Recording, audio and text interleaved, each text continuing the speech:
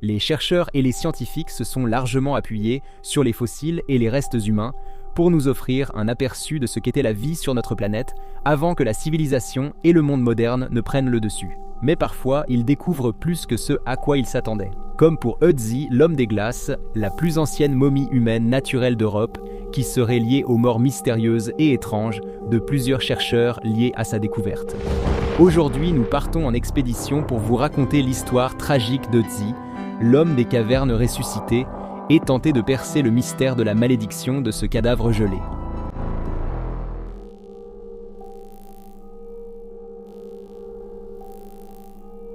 Ötzi, qui est connu sous de nombreux noms tels que l'homme des glaces du Tyrol, l'homme de Similaun, Frozen Fritz et l'homme de Tissenjoch, est la momie naturelle d'un homme ayant vécu entre 3400 et 3100 avant notre ère, comme la plus vieille momie humaine naturelle d'Europe.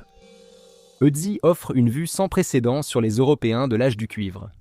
On pense que l'homme des glaces a été assassiné car une pointe de flèche a été trouvée dans son épaule gauche, ainsi que d'autres blessures. La nature de sa vie et les circonstances de sa mort font l'objet de nombreuses recherches et spéculations. Ötzi a été découvert par les touristes allemands Helmut et Erika Simon le 19 septembre 1991, alors qu'ils faisaient une randonnée sur la crête est des derniers éperons des Alpes d'Ötztal à la frontière austro-italienne, près du mont Similaun et du col de Tissenjoch. Lorsque le couple a aperçu le corps pour la première fois, ils ont tous deux cru qu'ils étaient de tomber sur un alpiniste récemment décédé, jusqu'à ce qu'une enquête plus approfondie révèle qu'il s'agissait d'un homme préhistorique, bien conservé par la glace de la montagne. Le lendemain, un gendarme de montagne et le gardien du refuge voisin de Similon ont d'abord tenté d'extraire le corps, qui était gelé dans la glace sous le torse en utilisant un marteau-piqueur et des piolets, mais ils ont dû abandonner à cause du mauvais temps. Le corps a été extrait de manière semi-officielle le 22 septembre 1991, puis officiellement récupéré le lendemain. Il a été transporté au bureau du médecin légiste à Innsbruck, avec d'autres objets trouvés à proximité et examinés par l'archéologue Konrad Spindler de l'université d'Innsbruck. Il a estimé que la trouvaille datait d'environ 4000 ans sur la base de la typologie d'une hache parmi les objets récupérés.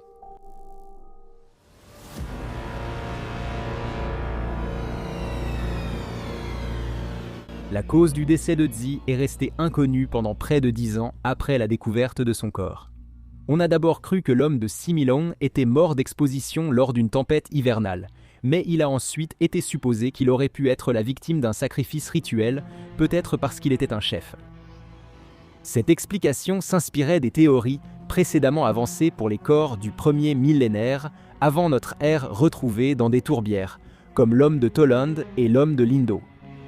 En 2001, des radiographies et un scanner ont montré qu'Ötzi avait une pointe de flèche dans l'épaule gauche et une petite déchirure correspondante sur son manteau lors de sa mort. La découverte de la pointe de flèche a amené les chercheurs à penser que l'homme de Tissenjoch est mort d'une hémorragie causée par la blessure, probablement fatale même avec la médecine moderne. Des recherches ont montré que la hampe de la flèche avait été retirée avant la mort. L'examen du corps a révélé des ecchymoses et coupures aux mains, poignets, poitrine, ainsi qu'un traumatisme crânien indiquant un coup à la tête. On pense que Ötzi est mort d'une hémorragie après qu'une flèche a brisé son omoplate, touché des nerfs et des vaisseaux avant de se loger près du poumon. Une analyse ADN récente aurait trouvé du sang d'au moins 4 autres personnes sur son équipement, une sur son couteau, 2 sur une pointe de flèche et une sur son manteau. Les interprétations de ces découvertes ont supposé que Frozen Fritz avait tué 2 personnes avec la même flèche et avait pu la récupérer à chaque fois, tandis que le sang sur son manteau provenait d'un camarade blessé qu'il aurait peut-être porté sur son dos. La posture et la mort d'Ötzi, son corps gelé face contre terre, bras gauche replié sur la poitrine, pourraient soutenir la théorie que la rigidité cadavérique est apparue avant sa mort. On a retourné l'homme des glaces pour tenter d'enlever la hampe de la flèche. En 2010, il a été proposé qu'Ötzi soit mort à une altitude bien plus basse et ait été enterré plus haut dans les montagnes, comme l'ont avancé l'archéologue Alessandro Vanzetti de l'université La Sapienza de Rome et ses collègues. Selon leur étude des objets trouvés près d'Ötzi et de leur emplacement, il est possible que l'homme des glaces ait été placé au-dessus de ce qui a été interprété comme un tumulus de pierre. Celui-ci a ensuite été déplacé à chaque cycle de dégel, créant un mélange aqueux entraîné par la gravité avant de regeler. L'archéobotaniste Klaus Hogle de l'université d'Innsbruck estime que le processus naturel décrit est sans doute responsable du déplacement du corps depuis la crête. Cela inclut la formation de pierres. Il a souligné que l'article ne fournissait aucune preuve convaincante démontrant que les pierres dispersées constituaient une plateforme funéraire. L'anthropologue Albert Zink affirme que les os de l'homme des glaces n'ont pas de dislocation causée par une glissade vers le bas de la pente et que les caillots intacts dans sa blessure par flèche auraient été abîmés si le corps avait été déplacé vers le sommet. Dans tous les cas, la théorie de l'inhumation ne contredit pas la possibilité d'une cause de décès violente.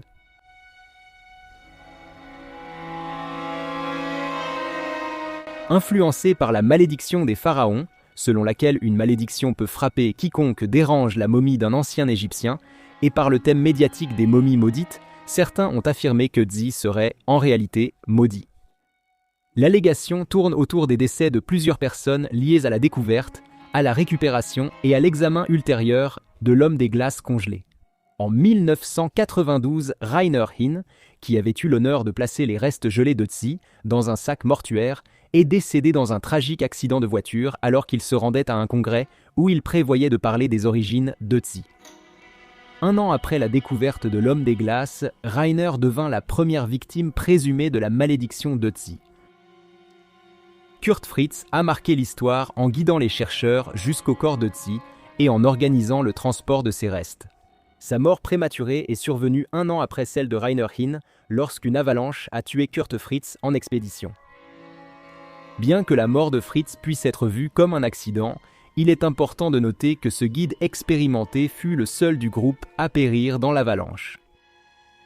Helmut Simon, qui a découvert Ötzi avec sa femme Erika, a reçu une grande attention médiatique et une compensation pour cette découverte, mais il pourrait lui aussi avoir été victime de la malédiction de l'homme des glaces. En octobre 2004, ce randonneur expérimenté a fait une chute de plus de 90 mètres et a trouvé la mort en parcourant les Alpes. En raison de mauvaises conditions météorologiques, il a fallu 8 jours aux équipes de recherche et de sauvetage pour retrouver son corps.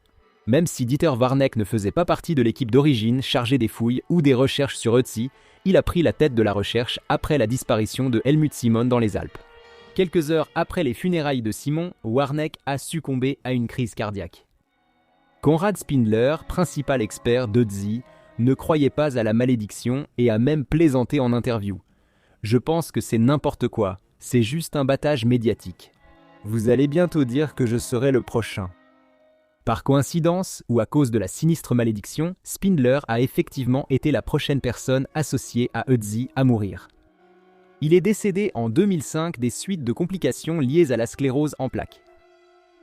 Rainer Holz a été la seule personne jamais autorisée à filmer la récupération du corps d'Ötzi, ce qu'il a ensuite transformé en un documentaire d'1 heure. Il est mort d'une tumeur au cerveau peu après avoir terminé son film. Tom Lowe fut le premier à découvrir des preuves majeures sur les vêtements de Dzi. Ces découvertes montrent que l'homme des glaces est mort dans un conflit violent, plusieurs types de sang ayant été trouvés sur ses tissus et outils. Ironiquement, Lowe est finalement décédé d'une maladie sanguine héréditaire qui n'a été diagnostiquée qu'après qu'il ait commencé à étudier les restes de Dzi. À ce jour, 7 décès ont été liés à la découverte de Dzi et attribués à la malédiction qui s'en est suivie.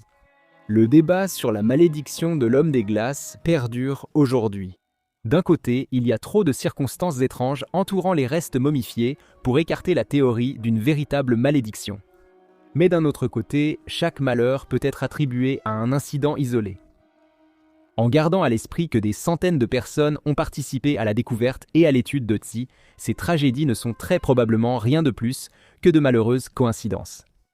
Ou peut-être qu'une malédiction a réellement été jetée sur ceux qui étaient directement liés à la découverte et à l'exhumation de son corps.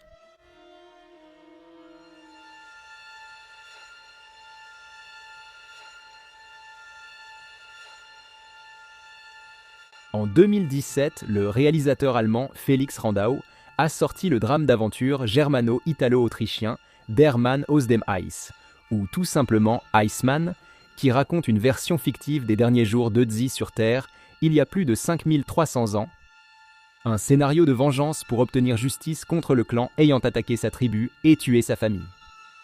Le film a été tourné dans les Alpes tyroliennes et bavaroises, près du véritable site de découverte de Frozen Fritz, et comporte presque aucun dialogue, avec un minimum de paroles prononcées dans une version ancienne et reconstruite d'un rétique non traduit, une langue parlée dans les Alpes orientales à l'époque pré-romaine et romaine. Après avoir écrit la première version de son scénario, Rando a contacté le musée archéologique du Tyrol du Sud et rencontré sa directrice, Angélique Fleckinger, devenue conseillère scientifique du film. L'histoire de Rando est fictive, mais il a engagé un profileur pour vérifier les faits sur Ötzi et confirmer que tout ce qui se passe à l'écran aurait pu arriver réellement. Presque chaque fait scientifique que nous connaissons sur l'homme des cavernes ressuscité a été intégré dans le film, de la conception de son costume à ses plus de 60 tatouages retrouvés sur son corps jusqu'à la cause de sa mort. Même les objets retrouvés sur l'homme des glaces ont servi à créer tous les accessoires du film. Le film de Randao n'éclaire pas les origines ni la crédibilité de la malédiction d'Ötzi, mais montre ses derniers jours violents révélés par les blessures trouvées par les chercheurs sur son corps. Qu'elles soient réelles ou non, les malédictions ne seront peut-être jamais prouvées de notre vivant. Mais il est fascinant de penser qu'un homme des cavernes antiques, figé dans le temps, puisse être lié à de nombreuses tragédies modernes. Quel que soit votre avis, la découverte d'Ötzi a indéniablement influencé notre vision des temps anciens. Peut-être trouverons-nous d'autres personnes comme Ötzi et apprendrons-nous plus sur le passé, ou serons-nous victimes de nouvelles malédictions ? Quoi qu'il en soit, si vous êtes du genre superstitieux, vous voudrez peut-être éviter le musée archéologique du Tyrol du Sud à Bolzano, dans le Tyrol du Sud, en Italie, où les restes et les effets personnels d'Ötzi sont exposés à des fins éducatives.